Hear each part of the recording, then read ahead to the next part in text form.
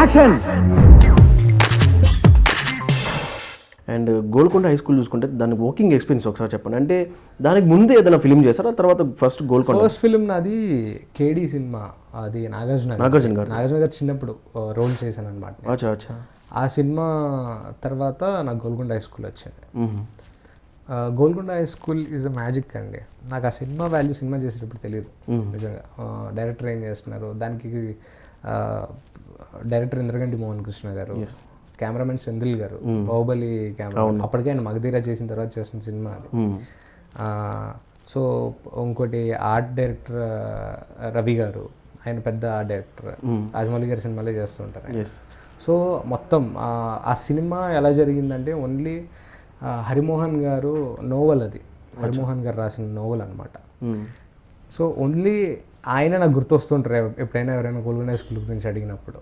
ఆయన ఆ కథ రాయడం వల్ల, ఆ నోవెల్ రాయడం వల్ల, ఆ బుక్ రాయడం వల్ల నాలాంటి ఒకడికి ఒక ప్లాట్ఫామ్ దొరికింది సినిమాలో. నేను ఎప్పుడు మైండ్లో అదే అనుకుంటుంటా. సో నేను ఏది ఎప్పుడు చెప్పలే, ఇది అప్పుడు ఇంటర్వ్యూస్లో కూడా చెప్పలేదు, అప్పుడు నాకు ఫేమ్ వచ్చినప్పుడు కూడా చెప్పలేదు. ఇప్పుడు చెప్తున్నాను, ఇదే ఫస్ట్ టైం నేను ఆయన చెప్పడం. ఓకే, థ్యాంక్ యూ చెప్పండి.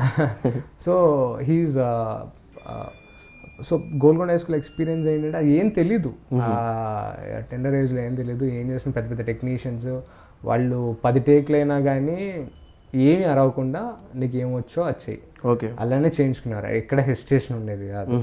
అది కంప్లీట్గా ఎలా అంటే చాలా ఫ్రెండ్లీ నేచర్గా జరిగిపోయేది.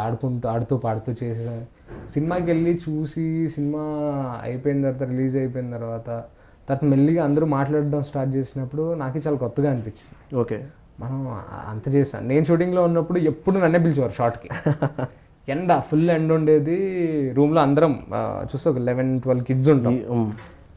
అందరూ నిన్నే పిలుస్తున్నారు డైరెక్టర్ గారు అంటే, ఎప్పుడు నన్నే పిలుస్తారు ఏంటి, ఎండ భయంకరంగా ఉంటుంది, ఏదో షార్ట్ చేయాలి, వీళ్ళని ఎవరినైనా పిలవచ్చు కదా అని. అంటే నాకు అప్పుడు దాని వాల్యూ తెలీదు. ఓకే, ఎప్పుడైతే సినిమా బయట నాకు తెలుసు క్యారెక్టర్ ఎంత ఉంటుంది, ఇది ఇంపార్టెంట్, కానీ ఇంత ఇంపాక్ట్ ఉంటుందా, ఐ మీన్ రిలీజ్ అయ్యాక మీరు ఎక్స్పెక్ట్ చేయకుండా షూటింగ్లో పార్టిసిపేట్ చేశాను.